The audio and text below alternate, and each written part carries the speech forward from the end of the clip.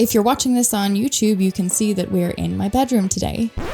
This is very much still a travel podcast. We are not going down that route because my house, for some reason, has very inappropriately placed sockets. If you know me personally, this is exactly the kind of situation that really gets me because I feel like I've been ranting recently. Maybe you're into that. I want to talk about my favorite 7 places in Malaga. It's hard to describe them without saying the word breasts.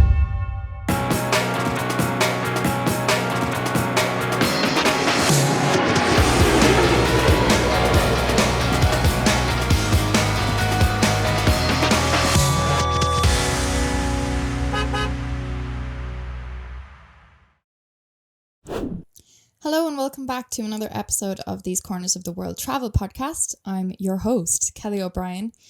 If you're watching this on YouTube, you can see that we're in my bedroom today. This is very much still a travel podcast. We are not going down that route, but I have a very tight time frame between now and my volleyball game, and my laptop is dying. And this is where the charger is because my house, for some reason, has very inappropriately placed sockets.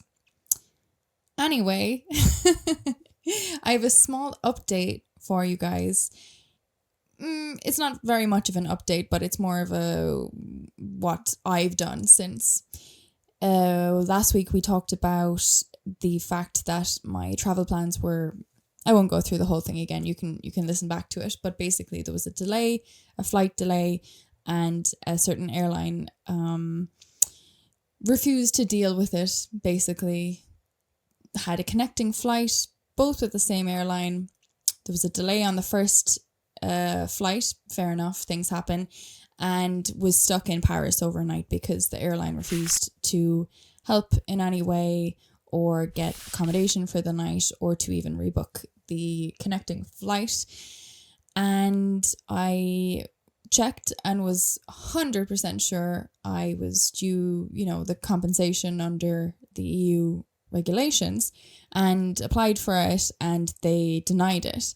So the update is that I went to a third party because I thought, look, I really don't want to let them get away with this because it's not cool what they did, but also I don't really have the time to go chasing them, especially when they've declined it again and again. Not again and again, just once. And I thought they would decline again and again, and I would keep chasing them. So I thought, okay, look, I'll go to a third party because there are these services that they say if you have a flight delay and you're due compensation, you can, plug in your details with us. We'll chase it. And then they take a hefty cut. So usually I wouldn't use them because I can fill in the forms myself. It doesn't take that long. But I figured, look, if I just get someone else to do it, I don't mind paying them the cut in this instance because I don't really care about the money. I care about the principle of the airline just being able to mess people around and not have any, getting away with that, basically. So I went to a third-party website, and they said, after I put in all of the details and, everything, and I quote, and I'm quoting this because I don't want to get sued, but it said, based on our previous experience with this airline and jurisdiction, passengers are unlikely to receive compensation even when they are eligible for it. We're fighting to change the situation, but for now we can't take your case. So basically, the airline is known for not giving compensation even when it's you're eligible. Cannot speak today. Even when you're eligible for it. And that, if you know me personally, this is exactly the kind of situation that really gets me. Like, it's just the injustice of it all. I couldn't care less about the money now at this stage, but because I read that, I am absolutely not letting this go. So I've escalated everything to here. I have gone and found, what is the name of it? AESA, basically the Spanish Aviation Authority, and I'm jumping through a few hoops with them, and they'll eventually make a decision, and that will be binding to the airline, which is, I left in Spain, so it's covered under the Spanish Aviation Authority. It depends where the flight that was affected, where it left from. not, the nationality of the airline. So the airline wasn't Ryanair, but just for an example, let's say Ryanair flew from Madrid to somewhere else, then it would be under the Spanish Aviation Authority, even though Ryanair is an Irish airline. But like I said, this wasn't with Ryanair. They have nothing to do with it. That's just an example. Don't sue me. Anyway, today I wanted to talk about something a bit more specifically destination related and more positive, because I feel like I've been ranting recently, which is fine. Maybe you're into that. I certainly am. But this is a travel podcast after all, so I better talk about some destinations. I was maybe a bit reluctant to start talking about this because I think I might have to do some editing magic here. Like, I want to talk about my favorite 7 places in Malaga. And I feel like I can't just, talk on about it. I mean, I could, but like, you'll want to see the places, right?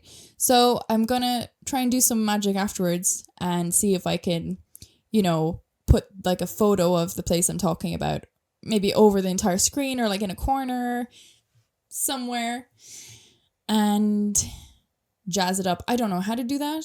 I don't know if I'll be able to do that. We will see. But if I tie myself into it, it will happen because I'll have to figure it out.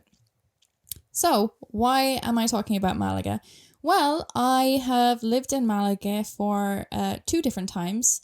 The first time I came here, I went on a workaway project. I don't know if anybody knows what that is, but basically it's a service, a website that you pay a membership to, and you can view listings, I guess. They're job postings, but the thing is you don't get paid for them. You get free board and accommodation. So, free room and board. So you get a place to sleep and you get food. Sometimes it depends on the listing, but basically it's kind of an exchange. It's not for money typically. Some places might give some bonuses or something, but usually not.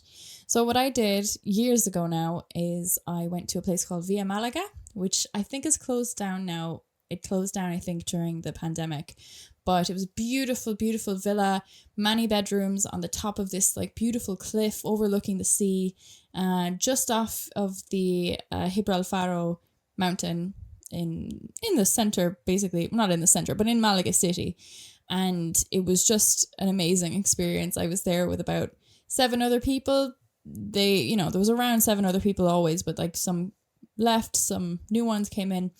And we all basically lived in the basement for a couple of months as little elves, staff elves. And we would, I'm not sure how much it was a day in terms of workload. I think it was maybe 4-5 hours of work a day for maybe 4 days a week, something like that. And you got accommodation every night, and there was a kind of a food situation thing as well, where we would make each other food, but with the groceries bought by the villa. It was kind of like a hotel B&B type thing. It was really, really cool. I didn't speak a word of Spanish and I got a bit homesick. I had been traveling a while before that. Long story short, I left after a couple of months and, went somewhere else. I came back to Malaga, maybe, was it a year or 2 after that? And basically lived here for a longer period. And I'm not sure if I'll continue to live here or what the situation is. I've gone and come back a few times, but basically a few years I've lived in Malaga. So I wanted it to be my first, destination type thing on this podcast because it's a city I really, really love. And I feel like I've seen every inch of it now, though it does continue to surprise me every so often. I think in the future I will talk about, some day trips you can do from Malaga. I don't know why my nose is so itchy today. My mother used to say that that's a sign you're going to fight with someone. So hopefully I'm not going to have a fight at volleyball later. But basically, without further ado, I want to give you my favorite 7 places in Malaga. 7 because I read somewhere that people prefer odd numbers when it comes to lists. So it was either 7 or 9. So I went with 7 because I like that number. There you go. So number 7, unsurprisingly, I think to a lot of people, play beach volleyball. This isn't going to be for everyone, hence why I put it number 7. You can find beach volleyball games all over Malaga throughout the entire year. And it is so much fun. And people are usually like very receptive to beginners. Once it's the like a specific meetup for, people to come, not like a group of friends. Like I wouldn't suggest going up to people who are already playing, for example, and trying to get in those games, because I have a game every week, sometimes twice a week, and that's a very specific group of friends, and we like to play together, and we have a very specific number of sign-ups every week because we don't want anyone to be sitting out too many games and getting cold and having to warm up again. So we do get a lot of people coming up like just randomly saying, hey guys, can we play with you? And we used to, say, yeah, sure, no problem.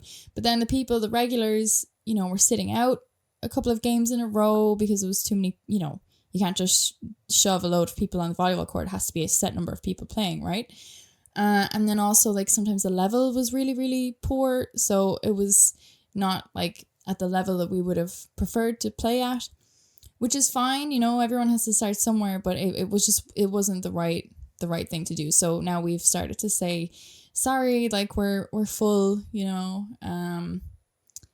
feels kind of bad to say it. I do feel mean because I would like, to be like, yeah, everyone play.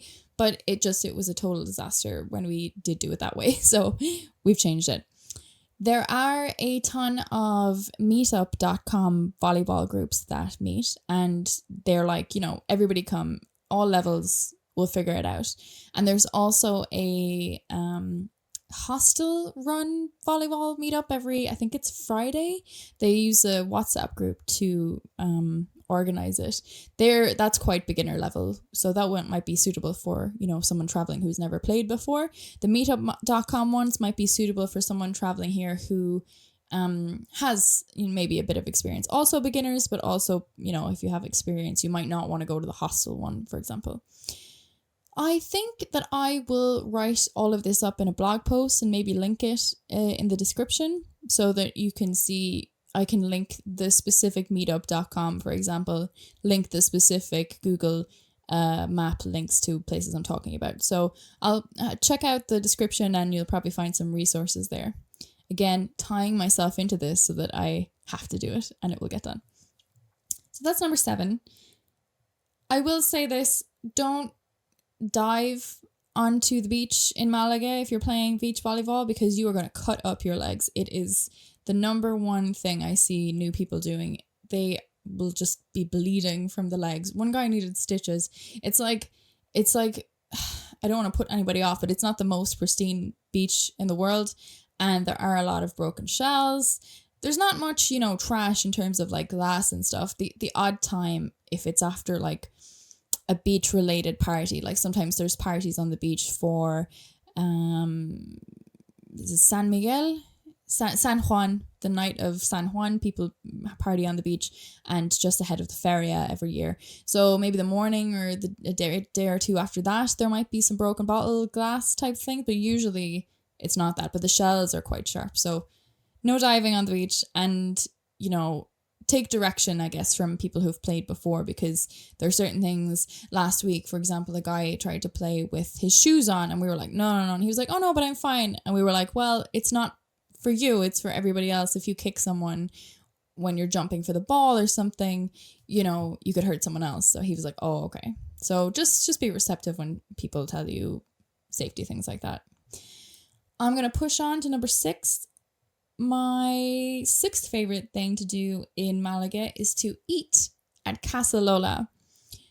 This is like going to be on so many things you're reading about Malaga, like where to go, what to see, what to do, where to eat. Casa Lola is probably always roughly around the top of those lists, but it's like for such a good reason. It's an amazing place. It's one of the first places I went when I came to Malaga, and it's just very traditional and tasty and not expensive at all. The only downside of Casa Lola is that often there will be a huge queue because they don't take reservations. It's just walk-ins, and the staff are not very they don't want to hurry people, which is nice when you go and you sit down. Like, you feel like you have all the time of the world and you're not being rushed. But as a person waiting outside trying to get in, you can see people who have finished their meals probably a while ago and they're just sitting talking, and it's like, ugh, I'm just waiting here.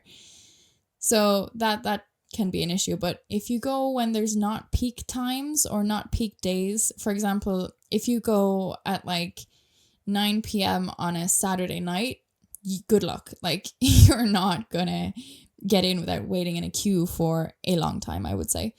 But if you go maybe on a Monday at like 5 or 6 p.m., yeah, you'll probably be shown to a table right away. Totally fine.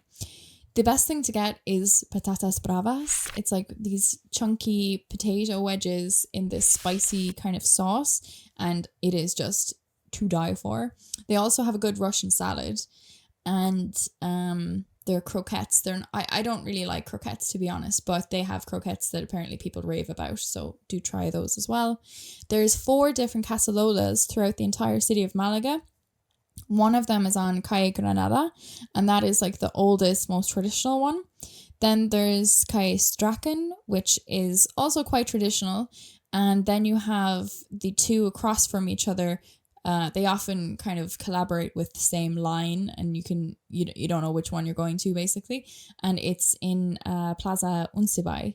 And that is the least traditional, only because most of its space is outdoor space, whereas the other ones are indoor mostly. And there's like quirky old Spanish things on the wall and stuff, like from olden days, and like bullfights, which obviously I don't agree with bullfights and bullfighting and all that kind of stuff, but there are like certain, old posters to do with that and things. So it is quite a cool place to go, basically, and eat. And it's not expensive. Yeah, basically that's number 6. Number 5 is one that I'm not sure if many travelers to Malaga would think about necessarily, but it's the Hammam Al Andalus. It is a spa, but it's mostly like a bathhouse, and it's honestly just the most magical place. And I go there, it's like my treat to myself, because it is kind of expensive, but it is so worth it. I go there probably every 2 months or so. It's this kind of Moroccan Arabic decor, and there's 3 different pools of different temperatures. Like, there's a cold plunge, there's a medium hot one, and then there's a hot one. There's a big stone which is heated that you can lie on, and there's a steam room. There's no sauna because it is a hammam, which is, I think it comes from Turkey originally, like the concept. So, saunas are more like Nordic, right? So there's no sauna. It's more like of a wet heat type of thing. They do also offer massages. So when you go to their website, again, I'll probably link it in this description somewhere and also in a blog post somewhere. They do offer like various different price points. As a resident, you can get a discount if you have a residency card in Malaga. So I would pay, I think it's €45 for an hour and a half, which usually includes not only the circuit of the pools and also a 15-minute massage, basically. But you can have other treatments and also longer massages or no massage.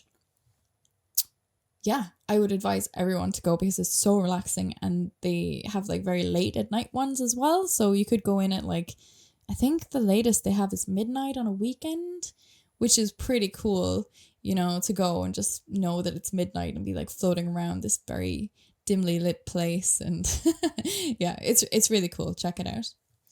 Number 4 is the rooftop of the AC Marriott Palacio Hotel. This may sound not very adventurous, go to a hotel bar, but it is the best view without having to walk because I'll tell you the other one in a minute. But if you don't want to hike anywhere, this is the best view you will get of the entire city of Malaga. You can even see Antonio Banderas's house from here. I don't know if I'm allowed to say that or not. Perhaps not. I won't give coordinates to that. You can't see it very, very well. You can kind of just about make it out. Anyway, you go to the AC Marriott Palacio and you go through reception. There's elevators and you go all the way to the top.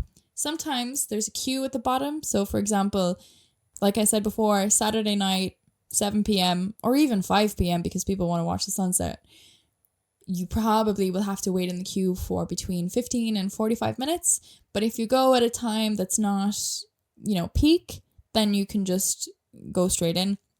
Sometimes if there's special events, you'll have a person in the reception selling tickets. So you'll have to pay to get to the rooftop. But usually this ticket includes, a drink at the top. So you're really only paying for a drinks voucher. And other times there's no one at the reception and you can just go straight up. You get to the roof anyway, no matter which way whether you've paid or not paid. And you probably buy a drink. I don't drink alcohol. I think I mentioned in a different podcast. You can listen to that later. But they do good mocktails as well. They do, finger food as well. The finger food's quite pricey. So I usually only get, a mocktail. And you can walk around. I think it's pretty much 360. If it's not 360 exactly, it's pretty almost 360. And so you can see from one side of it, the bell tower of the cathedral, really close up, which is really cool. And then the whole way around it, you can see, the city, and then you can see the port and all the palm trees along the avenue and the water, of course. And then you can see the mountain, the Gibralfaro, off on the other side. So it's a really good view. Very good at sunset and at night and during the day, to be honest. So if you want to go back a few times, I would even recommend that because it's different at each time of the day. So yeah. Number 3, that was 4, wasn't it? Yeah, number 3, the Alcazaba. Basically, the Alcazaba is a beautiful multi-leveled garden. So it's beside the Roman Theatre, which has, all these steps that you can see. You'll see it. It's one of the main places you end up basically when you go to Malaga. And the Roman Theatre is beautiful to look at. And I didn't include it in this list because you'll see it anyway. And also you don't really go into it, you just kind of see it, take a photo, and you're like, oh, cool, lovely, done. But the Alcazaba, the entrance is around the side of the Roman Theatre, and you go up these steps and you there is an entrance, there is a fee. I can't remember how much it is. I'll put it in the description, but it's free on Sunday after 2 p.m. 2 p.m. or 3 p.m., something like that. I'll find out and link it directly. But you go in and you either pay, or if it's Sunday after 2, you don't pay. And it's like all these steps that go up and you're on like different levels, and it's just different gardens. And it sounds, to be honest, now that I'm saying it, it kind of sounds a bit boring, like something my grandmother would love to have gone to, but it's just really cool and really authentic. The walls are very, like old medieval, is it medieval or like Roman era castle walls? And it's very like Andalusian. It's a Moorish gardens, and it's just really beautiful. I can't even really, I feel like I'm not doing it justice. Maybe I should have prepared for this beforehand, but it is generally one of the most aesthetic places in Malaga, and one of the most unique as well. And because there's different levels, you do get some good views over the city as well. Not as good as the cathedral, I would say, but different. You can also there's a really nice part of the garden where you look through one of these long windows, and there's all brick around the window, and you can see a really good view straight of the bell tower of the cathedral. And it's just like a perfect picture to take, framed by this, brick window. And I still look at that photo actually ever so often, and I think it's just beautiful, especially at sunset. It's a very romantic place, I would say, to go. Or if you're wanting to take any type of photo shoot, like maybe it's your birthday, or when my friend Jessie had her baby, we went there as part of a photo shoot with her baby, like a newborn photo shoot thing. Well, he was more than a newborn at that stage, but we kind of kept putting it off. So it was supposed to be a newborn photo shoot, but I think he was like 6 months by the time we got around to it. Anyway, it's a really beautiful place. Do check it out. The second in my top 10 of favorite things to do in Malaga City is actually the roof of the cathedral. So I haven't put the cathedral itself on this list because I do like it. It is a beautiful cathedral on the inside, definitely on the outside. But it's not super different to other cathedrals I've seen in Spain, and the entrance fee is kind of high if you're not a resident. If you're a resident, it's free. You can just walk on in, show your residency card. But if you are a tourist and you're coming here, then that's why I didn't include it on the list. If you're super into cathedrals, if that's your thing, do go to it. It is beautiful. But I picked the rooftop of the cathedral because it's that much more of a unique experience. I had never been, I think, to the roof of a cathedral, and certainly I've never seen a roof of a cathedral that looks like this. So you have to go with a tour. You can only go with a tour. Again, I'll link it below. I can't remember how much it was. It was something like €10, €12, something like that per person. Not crazy. And you get a specific slot. There's only so many available per day. I'm getting a notification, 4 p.m. volleyball. Yes, I will be late to that. You guys are more important for the moment. They can set up the net themselves. Anyway, I feel like I say anyway a lot. It's like my word of the day. You pay the money, you get the slot, you arrive at the cathedral, and you're ushered into a side door. You go around a garden and you wait another little bit, and then they bring you up all these steps. You can see some views on the way up through windows, and then there's one little mezzanine type area where you go outside for a bit, and then you go up more steps. And you get out onto the rooftop of the cathedral, and it's just very surreal because there's all these things. It's called cubiertos. They're round. It's hard to describe them without saying the word breasts because that is what they are referred to colloquially in Malaga by some people. They do, for all the world, look like loads of breasts because there are nipple-like things on the top of them. This is so bad. It's a Catholic cathedral. Anyway, they do leak as well. So I think at some point they're going to close the roof for renovations. Knowing Spain, it could be a few months that they might be closed, if not a year or two. So if it is open and available to do a tour on the roof while you're here, I think you should absolutely go for it. Do check that it's not closed though, because like I said, they are planning to close it at some point to fix the leaks. But you see all these domes. That's the PC correct word, right? Domes. And I'd say maybe at least 10 to 20 domes, I would say. And it's just a very surreal experience to see them. And also you're surrounded by much the same view you had from the rooftop of the Palacio, but slightly lower, and the bell tower is much closer. So you do also have a 360 view of Antonio Banderas's penthouse. Again, not going to give you details of where that is.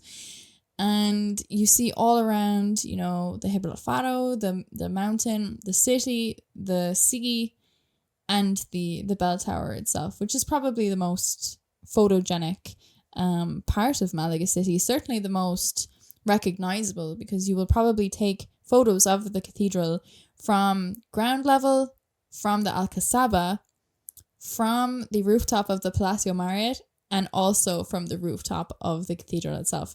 So it's quite iconic. There's a story behind it. It is called La Mancha.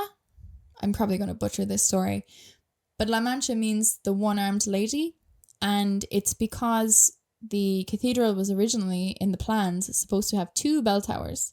There's only one, and the other one remains unfinished, which you can see. There are many different legends, I guess is maybe the right word, about why it isn't finished. There's some myths about a dragon.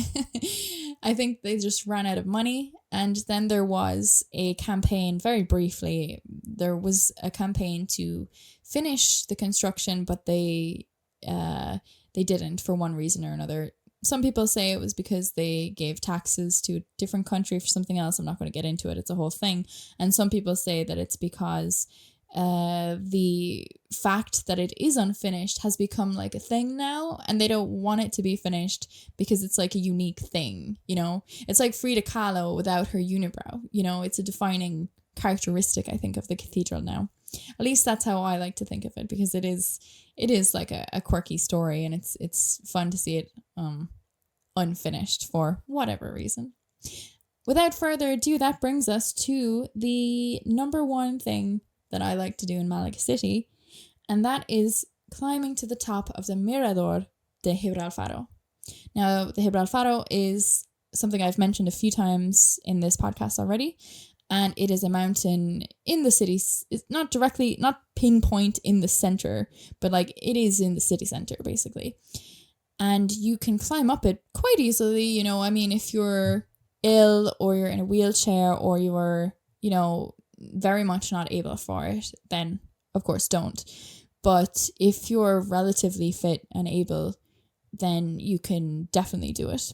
I mean, if you're a little less fit, then you can also just go up slowly, stop every so often, you know.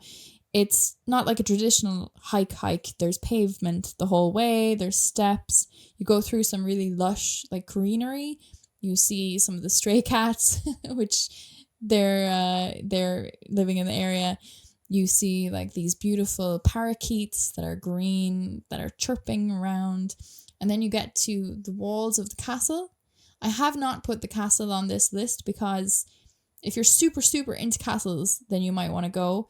But there's an entrance fee and stuff, and it's not like, didn't blow me away. So I think the best thing is to climb up to the entrance of where the castle is, not go to the castle, and actually just go to the viewpoint and see the viewpoint for free. It is very romantic. It is where a lot of people in Spain go for dates to watch the sunset, which is probably the most busy time to do this hike. I say hike, I mean, it's not much of a hike. I don't know, maybe like 20 minutes from city center to the top you would make it in.